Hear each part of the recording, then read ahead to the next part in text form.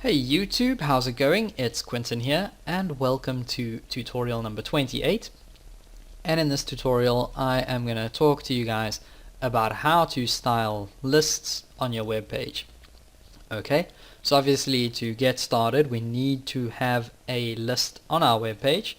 So I'm just going to start off by placing a header 2 on the web page. Not that we need this header, but it's going to just make the list look exciting. So I'm going to just type in the word menu because we are going to pretend that we're making a menu of things that a customer can choose from. So let's go ahead and throw in our list, and I'm just going to use an unordered list, which is the UL tag, and we'll throw in some list items. So li and ending li, and I'm going to duplicate that 1, 2, 3 times. Okay, so we have 4 list items, and the first list item we can go ahead and put in something food type. So let's go ahead and say bacon and cheese sandwich. That actually sounds really good right about now. I could use one. Okay, and then let's go ahead and put in a hamburger as the second option. Hamburger. Then the third option, we can put something like a steak. As you can see, I've got meat on my mind. So let's go ahead and put something in that's healthy, and we'll just put in a salad for people that don't really want to eat meat. Okay. So if I go ahead and I actually run this in Firefox right now, then I'm just going to get a plain old unordered list. Nothing special about it, but as you guys can see, by default we have these dark filled bullet points showing up, and that is pretty much what it's going to look like by default in most browsers. But let's go ahead and actually change those bullet points. So to do that, we're going to grab our unordered list using the UL selector. Okay, and then we're just going to pop that down a line, and I'm going to select them, or use the property to actually change those bullet points. And the property is list style, let me move my mouse, type. Okay, and list style type can be set to a number of values. Actually, there are really a lot of values that we could set this to. So by default it is set to disk, and basically that is what these things are. So in CSS, that little black thing is, or that little black dot is a disk. Okay, and if I go ahead and I set this to circle, then instead of getting a filled dot, we should get an empty circle. So let's click refresh, and as you can see, we've got this empty circle. Another value that I could give to this is square, so square, and that will actually change this to a square, just like that. And there's, like I said, quite a few different values that we could place in here. And something else we could do is turn our unordered list into an ordered list by putting the value of decimal. And this is actually kind of weird, like the fact that you can turn an unordered list into an ordered list by just doing something as simple as that. Okay, so as you can see, even though we used an unordered list, we now have numbers 1, 2, 3, and 4. So let's go back here and check out a few more values, because instead of putting in decimal over here, I could write something like lower Greek, and this is actually going to give us like some Greek alphabetical letters. So let's go ahead and click refresh over here, and as you can see, we've got, I think it's alpha, beta, I don't really know Greek, but there we go. Okay, and we could also throw in some weird Japanese symbols as well if we used the value of katakana or katakana. I don't know how you say that.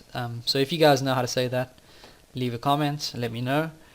and if we click refresh, you can see we have these weird Japanese symbols show up as our actual list style type. Okay, but if you guys ever get bored of using one of these different values, you might want to create your own image that you can use as a list style type. So let's get rid of this, and I'm actually going to show you guys how to use an image instead of one of those built-in values. Okay, so to do that, you're going to use this property list style image, and then of course you need an actual image. So I went ahead and made this image in Photoshop a little while earlier, and I don't know why I did that, because it just took up the entire screen and you can't really see it because it's very small. Okay, but it is just a 40 by 40 pixel image of a green circle with a white tick. Okay, and as you can see, it is in the same folder or same directory as my index page and my CSS page. So whenever I want to include that image as my list style image, I just type in the word URL, put in some parentheses, and then actually put the image name in these parentheses. So my image's name is green underscore tick dot png, and you guys are going to want to use a small image for this, because if you don't, the browser might not show the entire image. But let's click refresh, and as you can see, I now have these green circles with white ticks as my actual list style image thing. Okay, so you could go ahead and do that. Just be warned, like I said before, if this image is going to be too big, then it's probably not going to show up. The entire thing might not show up. And if you are experiencing that problem, then you can go ahead and maybe just increase the line height. So change the line height from whatever it is to something really big. But obviously you're going to have to play around with this depending on what your image is. I'm just going to make mine 600% real quick. And as you can see, I now have a much higher or further space between all of my actual list items. And before we close off, the last thing I want to show you guys is just how to actually change the list style position. So I'm going to go ahead and get rid of all of this real quick.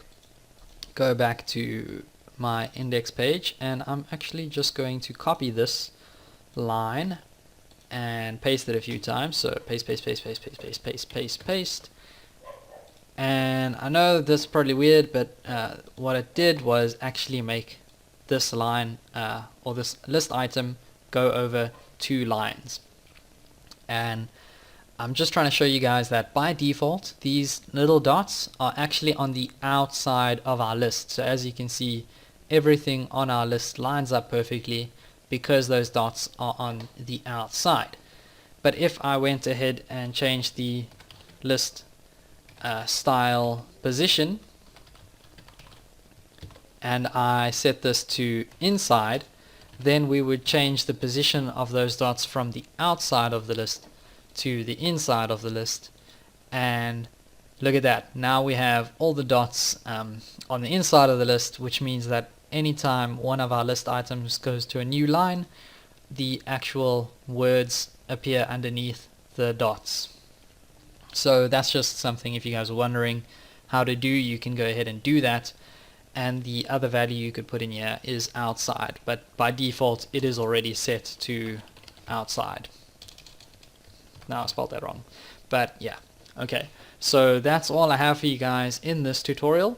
Don't forget to subscribe. Please feel free to leave a comment, like or share the video. It's really going to help my channel grow, and I will see you guys next time.